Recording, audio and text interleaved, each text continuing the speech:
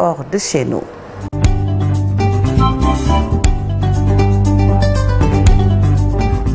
La page internationale que nous ouvrons avec le Mali, Ibou Diouf, au moins 18 civils tués à Djankabou, dans le centre du Mali, lors d'une opération militaire. Exactement, Sokhna Fati, donc la commune de Djankabou, située dans le cercle de Koro, région de Badiagara, dans le centre du Mali.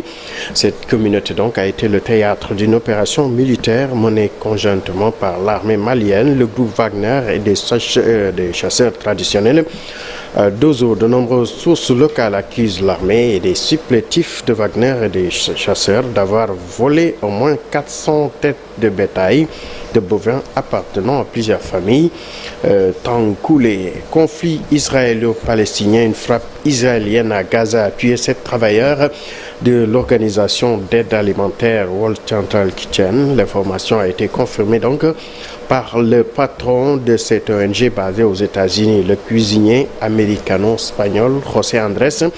Les États-Unis qui prennent de plus en plus leur distance avec leurs alliés israéliens après quasiment plus de 6 mois de guerre dans la bande de Gaza se sont déclarés profondément troublés par cet événement. Taïwan, un séisme sous-marin de magnitude supérieure à 7 a causé 4 morts. 2 immeubles se sont effondrés à Hualien, ville située près de l'épicentre du tremblement de terre le plus puissant et a frappé l'île depuis 25 ans. Un séisme sous-marin donc qui s'est produit près de Taïwan. Une alerte au tsunami a été également lancée aux Philippines avec l'ordre d'évacuer le littoral dans 23 des provinces de l'archipel. En musique, la célébration des 200 ans de la 19e symphonie de Beethoven et de son emblématique Ode à la joie sera un événement majeur organisé donc par Arte le 7 mai prochain. La chaîne franco-allemande diffusera quasi direct les 4 mouvements de la symphonie depuis 4 villes emblématiques associées à la vie de Beethoven, à savoir Leipzig, Paris, Milan et Vienne.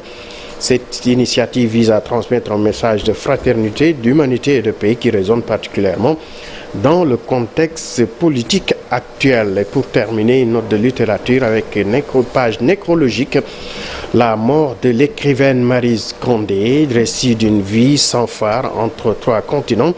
La grande dame des lettres antillaises, Maryse Condé s'en est allée dans la nuit du 1er au 2 avril, à l'âge de 90 ans à la suite d'une longue maladie.